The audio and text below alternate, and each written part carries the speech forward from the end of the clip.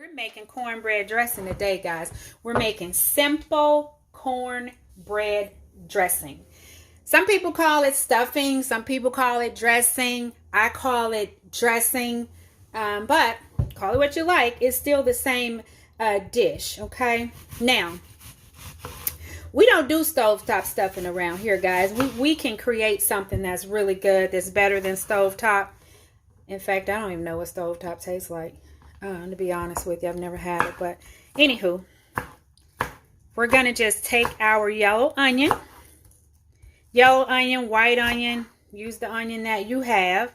Now, I've never made it with red onion. Red onion tends to have a much stronger flavor.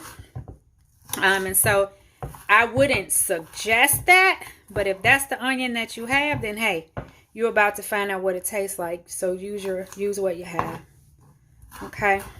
Now I am making probably the smallest portion of dressing in history because I'm only cooking for me. Okay. And so I like onions though, y'all.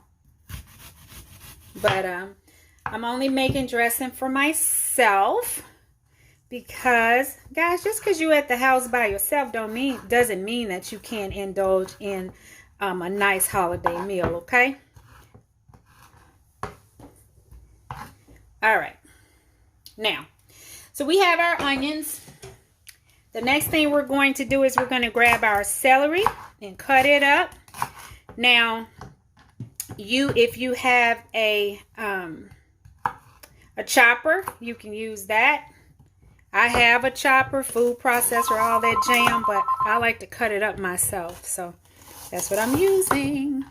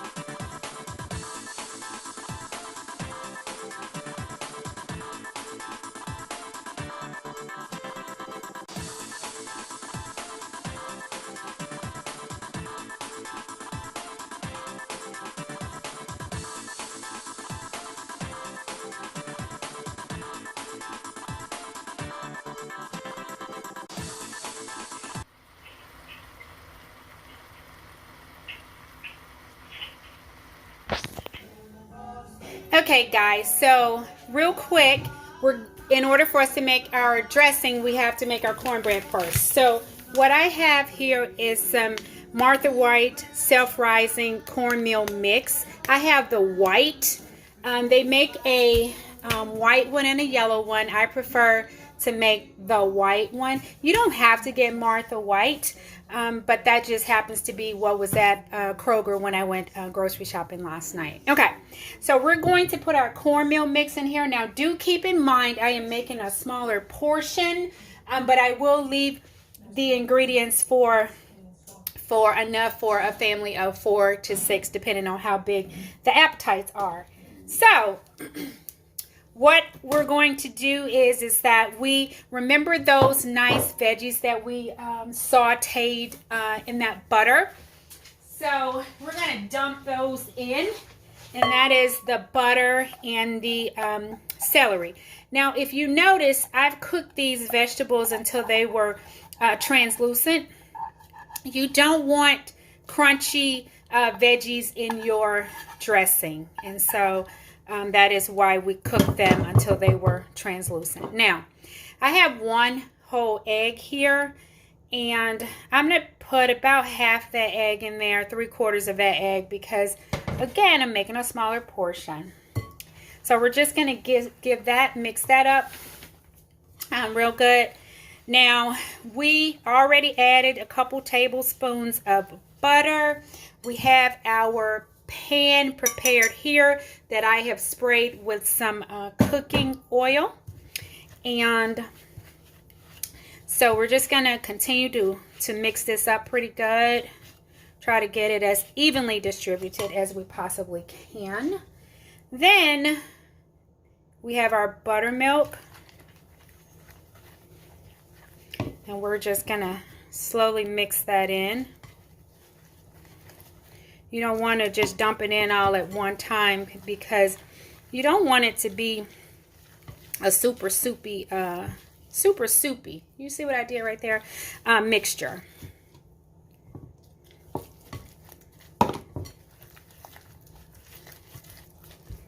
And hopefully you can start to see this consistency with the cornmeal.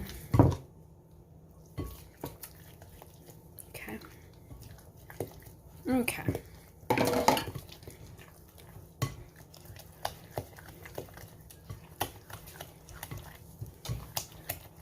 Okay, so now that we have this mixed up, evenly distributed, I already have the oven. I've heated the oven to 400 degrees. If you were making a full serving, you might go 450. I got plenty of time though, so I'm going 400.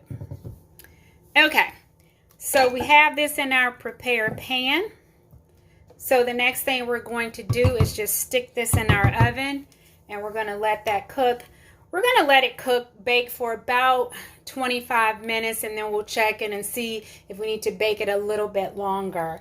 And it doesn't have to be pretty, because remember, we're going to use this to make dressing, and so we're going to break it all up anyway. And so what I do sometimes when it's baking quite a bit on the outside and still needs to bake on the inside, I'll start to break it up just so that it can start to cook sooner on the inside. Okay guys, so it's been about 25 minutes since I stuck this in the oven, and this is what we have. So our cornbread is nice and is fully cooked, and I could have let it brown a little more on the top, but it doesn't matter, because we are going to ultimately be sticking it in the oven. The color is going to change once we put our sage and some other goodies in there. So we are just going to stick this in a bowl, and we are going to start to mix this up. Now, as I stated before, this is simple cornbread dressing. And so we already have our onions already cooked in here. We already have our celery in here. So what we're going to add to this is just a few more ingredients. So we're going to put some chicken broth in here. Now, if you don't have any prepared chicken broth, if you have some chicken parts, you can boil that in water and season it, and you'll make broth with that. Or you can, if you have some bouillon cubes or powder, you can make broth from that. So there's a couple different ways that you can do that.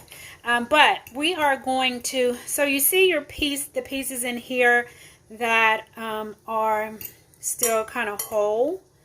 You're just going to continue working that until you break it up. And I wouldn't worry too much about that, because once you put your broth and some other items in there, it'll start to break up even more. Now, As far as flavor is concerned, you can put cream of chicken in it. You don't have to. I've done it with cream of chicken and I've done it without, and it's good either way. I wouldn't go crazy though, like, because there are some cream of chicken that have garlic and all that kind of stuff in it. So if you are going to do a cream of chicken for maybe some added flavor, just stick with the basics. Don't go crazy and get the one with the garlic, because you don't typically put garlic in cornbread dressing. So as I stated before, once you start to put your broth in there, you'll see those pieces that were larger just break right on up. Okay. Now I've seen people mix this up with a mixer. For me, that's doing a little too much. I don't need that. Okay, so we got some black pepper here. We had some butter that we mixed, that we sauteed our veggies in, but I like to add some more butter to it.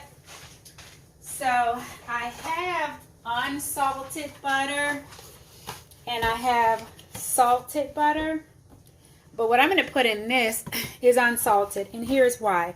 Your broth, bouillon, whichever one you choose to use, has salt in it. And so you can always add salt, but it's a little more work to thin your mixture out if you get it too salty. Okay, so as you notice, my butter was already room temperature, and so once I put it in this hot mixture, it broke right up. But you can melt it if you don't have it at room temperature, that's fine.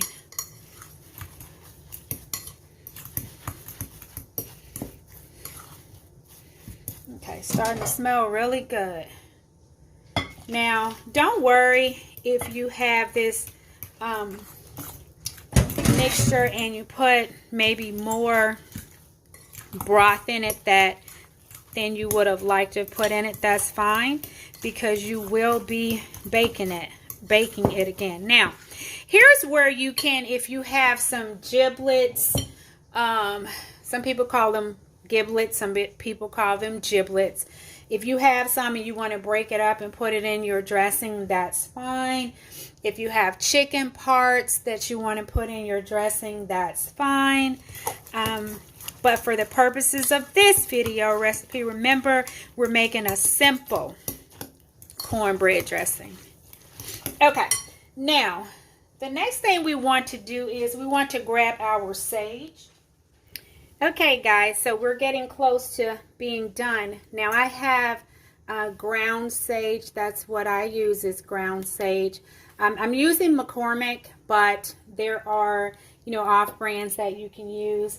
Also, you can use poultry seasoning. Poultry seasoning has in it thyme, sage, and some other ingredients in it. So I always stick with sage though. Okay, now with sage, a little bit kind of goes a long way, so you want to start slow with that.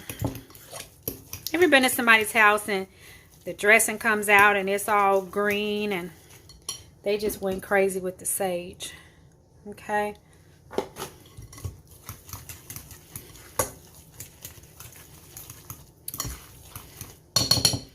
All right, we're going to use a bigger spoon for this. And like I said, I'm making a smaller portion here. And at this point, you want to start to taste what you have. Okay. If you notice, I haven't added any salt, because the ingredients that you have, your cornmeal mix, your chicken broth, depending on which butter you use, may or may not have salt in it. So it's always easier to add salt on the back end than to make it too salty. Okay. Now, it's here where you want to go ahead and taste it. And make sure it's to your liking before you put it in the oven.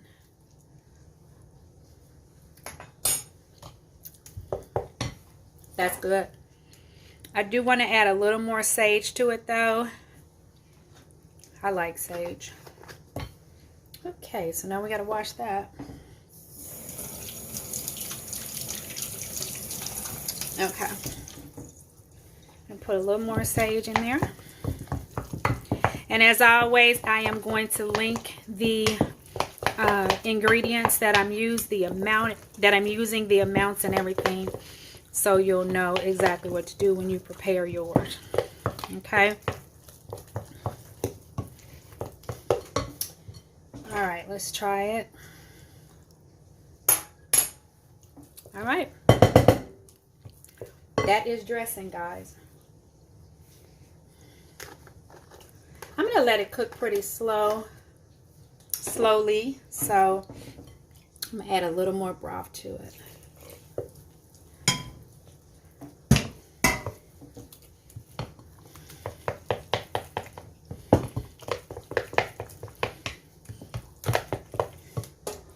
Okay, so the same pan that we already sprayed earlier, we're just going to dump her back in there.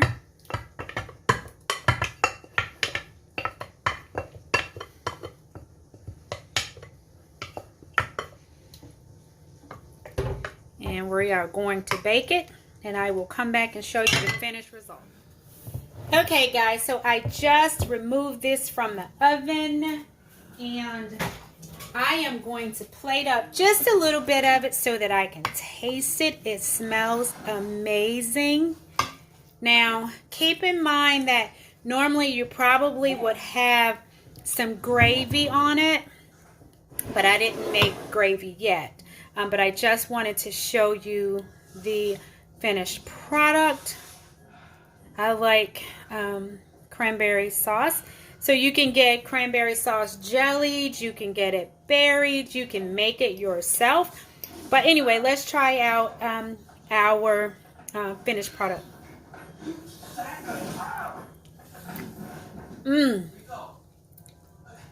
Oh, it's so good. I can taste the butter, the onions, the celery. Of course, I can taste the sage. That's so good. Oh my God.